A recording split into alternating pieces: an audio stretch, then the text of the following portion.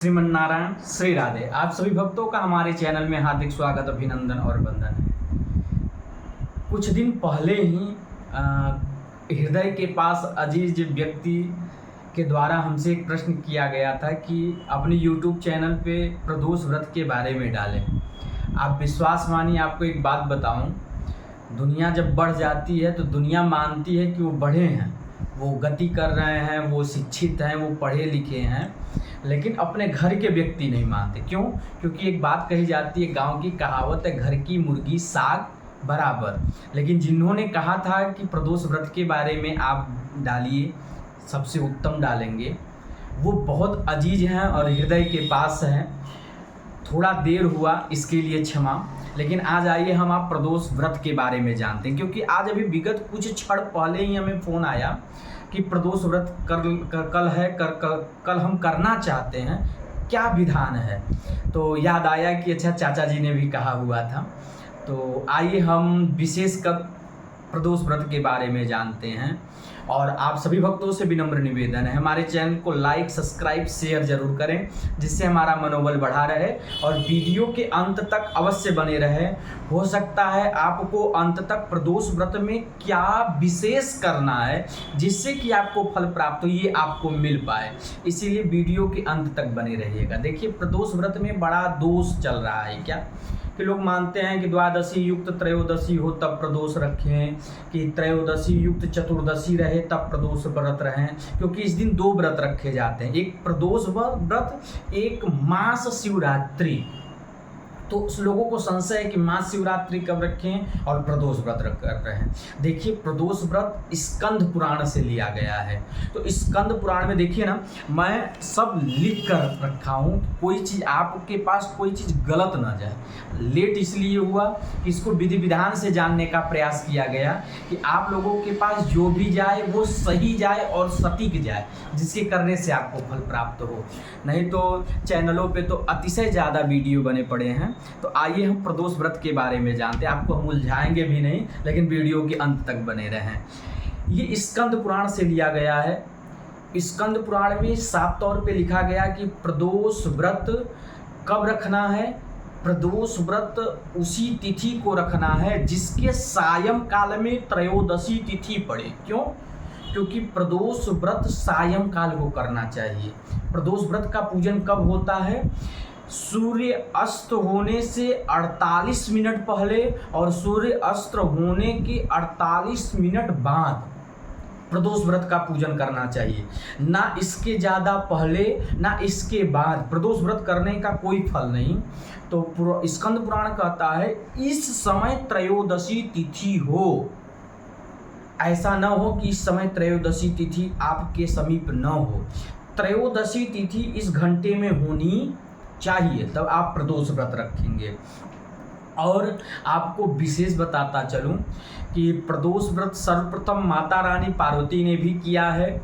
माता रानी पार्वती ने सोमवती प्रदोष रखा है, अर्थात सोमवार के दिन से इन्होंने प्रदोष व्रत उठाया है। किस लिए?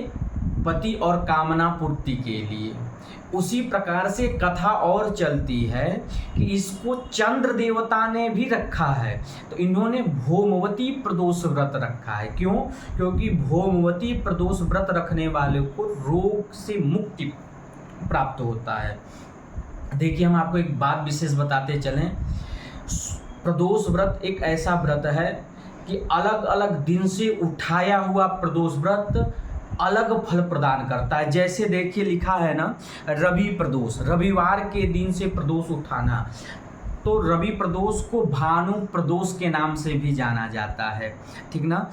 इस दिन क्यों व्रत रखा जाता है? लंबी आयु, सुख और शांति के लिए। और जिसके कुंडली में सूर्य ग्रह अशुभ फल प्रदान करते हों, वो भी रवि प्रदोष व्रत रखने से उनके सूर्य उत्तम होते हैं और फल प्रदान करते हैं। अच्छा, यही सोमवती प्रदोष है जो माता रानी पार्वती ने रखा था, मैंने आपको पहले ही बताया। इसको इच्छा अनुसार फल प्राप्त होता है। जो सोमवती व्रत उठाता है उसको इच्छा अनुसार फल प्रदान होता है। और जिसकी कुंडली में चंद्र खराब हो, वो सोमवार के प्रदोष को उठाए तो चंद्रमा उत्तम प्रभाव डालता है। ऐसे ही मंगल प्रदोष है, जिसको भौमवती प्रदोष के नाम से भी जाना जाता है। इसको स्वास्थ्य संबंधित, कर्ज मुक्ति के संबंधित व्यक्तियों को करना चाहिए। देखिए मैंने कहा ना कि चंद्र देवता भौमवती प्रदोष व्रत रखे थे। और बुध प्रदोष, जिस दिन प्रदोष बुधवार को पड़े उसको सौम्यवार प्रदोष भी बोला जाता है। इस दिन व्रत को उठाने से क्या मिलेगा? ज्ञान प्राप्ति, विद्यार्थियों के लिए ज्ञान मिलेगा। और इष्ट देवता की कामना, जैसे ये है कि हमारे इष्ट देवता हनुमान जी मुझे मिल जाएं, तो आपको सौम्यवार प्रदोष उठाना चाहिए, जिससे हनुमान जी का आपके साथ साक्षात्कार होगा। उसके बाद गुरुवार के दिन अगर प्रदोष व्रत पड़ता है, उसको उठाने से पितरों का आशीर्वाद आपके ऊपर पड़ा रहता है, शत्रुनाश होता है, खतरों से आप बचते हैं। ये गुरुवार प्रदोष व्रत रखने का फल है। शुक्र प्रदोष, जिस प्रदोष को शुक्रवार पड़े उस दिन आप व्रत उठाएंगे तो सौभाग्य की वृद्धि, धन की वृद्धि, संपदा की वृद्धि होगी। अर्थात शुक्र प्रदोष को भृगु प्रदोष भी कहा जाता है, भृगुवारा प्रदोष के नाम से भी जाना जाता है। शनि प्रदोष, जिस दिन शनिवार प्रदोष को पड़े उस दिन करने से पुत्र प्राप्ति मिलती है। जिसको संतान न हो वो किसी भी पक्ष के शुक्ल पक्ष की त्रयोदशी से प्रदोष उठा सकता है, लेकिन याद रखिएगा जब तक प्रदोष को शनिवार न पड़े तब तक अगर आप व्रत उठाती हैं तो आपको पुत्र रत्न प्राप्त नहीं होगा। जिस दिन आप व्रत को उठाएंगी उसी दिन का फल आपको विगत प्रदोष करने से फल प्रदान होगा। वैसे ही पुत्र प्राप्ति वालों को शनि प्रदोष का व्रत, नौकरी में पदोन्नति प्राप्त करने वाले को भी शनि का, और हमें लग रहा है कि कई लोगों को अब कामना होगी कि नौकरी में उन्नति प्राप्त करने के लिए शनि प्रदोष उठाने की। तो और आपको एक बात बताता चलूँ, लोगों ने कहा महाराज कि प्रदोष व्रत कितने दिन रखना चाहिए। उनका प्रश्न रहा कि इसको कितने दिनों तक, कितने प्रदोष को उठाना चाहिए। देखिए मैं आपको बताऊं, कम से कम 11 प्रदोष का व्रत आपको रखना है, या 26 प्रदोष का व्रत रखना है, या 108। और पूर्ण अवधि बताई गई है प्रदोष की 21 वर्ष। 21 वर्ष प्रदोष व्रत करने के बाद उसका उद्यापन कर देना चाहिए, ये नियम है। कैसा? 11 प्रदोष, 26 प्रदोष, 108 प्रदोष, या फिर पूर्ण अवधि इसकी 21 वर्ष है। 21 वर्ष विगत लगातार करने के बाद आपको प्रदोष व्रत विश्राम कर देना होगा, उद्यापन कर देना होगा, विगत आगे उठाना होगा। देखिए मैंने दिन का नाम बताया, अलग अलग इच्छा वालों को अलग अलग दिन के प्रदोष उठाने चाहिए। प्रदोष व्रत उठाना कब है? किसी भी पक्ष के शुक्ल पक्ष की त्रयोदशी तिथि से उठाना है आपको। अब आइए बताऊं, आपको इस दिन पार्वती जी और भूत भावन भोलेनाथ का पूजन करना है। शिवलिंग के पास जाकर भी पूजन कर सकते हैं, घर में करें तो शिव जी की प्रतिमा का पूजन करें, शिवलिंग की नहीं है तो पूजा करिए, कोई दोष नहीं, शिवलिंग भी रखकर पूजा कर सकते हैं। लेकिन आपको करना क्या है? भगवान भूत भावन के सशरीर की पूजा, और पार्वती जी के साथ और नंदी जी के साथ आपको करना है। इस दिन से आपको लहसुन, प्याज, असत्य बोलना, काला कपड़ा पहनना, नीला कपड़ा पहनना, मांस, मदिरा, बच्चों को मारना, नारियों को अपमानित करना, ये सब छोड़ देना होगा। प्रदोष व्रत का ये गुण है, ये सब आपको परित्याग करना होगा। प्रदोषवार के दिन अगर आप व्रत उठा रहे हैं, जैसे लोगों ने कहा कि महाराज जी हम प्रदोष व्रत उठा रहे हैं तो उस दिन विशेष क्या करें? उस दिन विशेष आपको यही करना है कि गेहूं, चावल, सफ़ेद तिल और सफ़ेद बर्फी और मालपुआ, ये आपको ब्राह्मण को दान करके तब इस व्रत को उठाना है। तो लोगों ने कहा महाराज क्या इस व्रत को सायंकाल को अन्न खाया जा सकता है? देखिए मैंने अभी पाया नहीं, क्योंकि पुराणों में लिखा है कि नीराजल व्रत रहें। कौन सा व्रत रहें?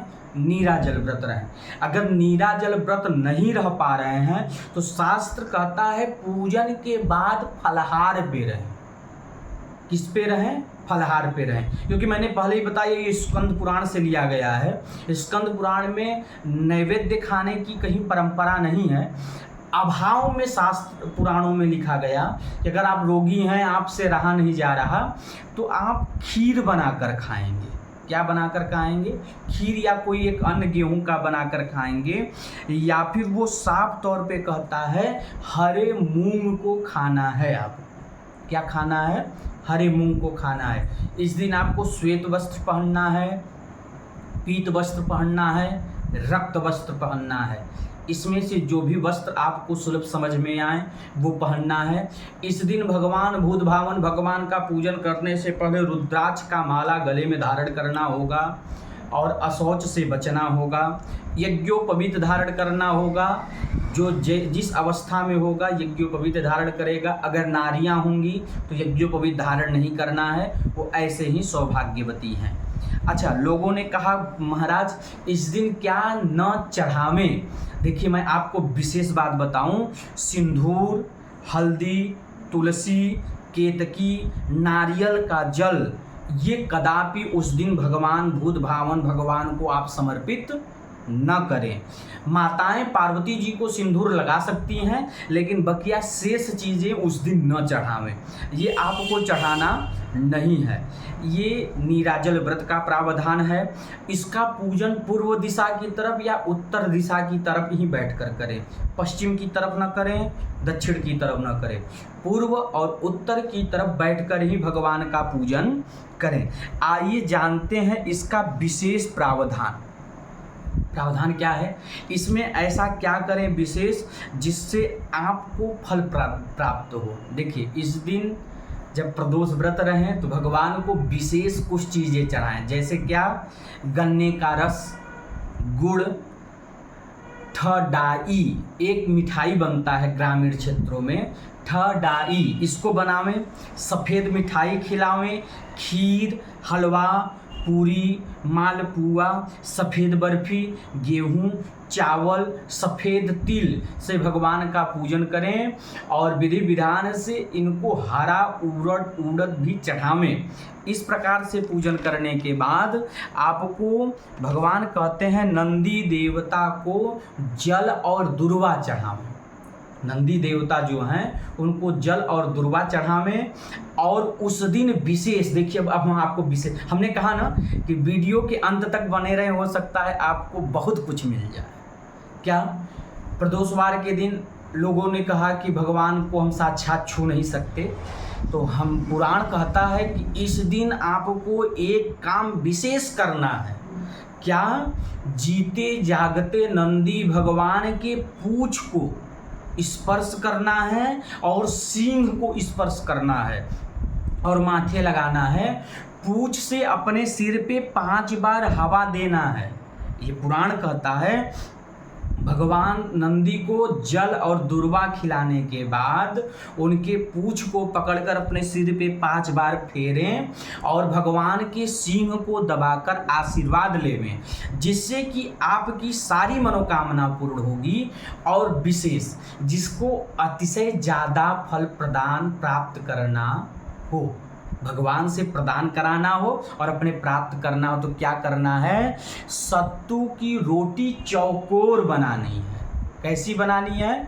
चौकोर बनानी है।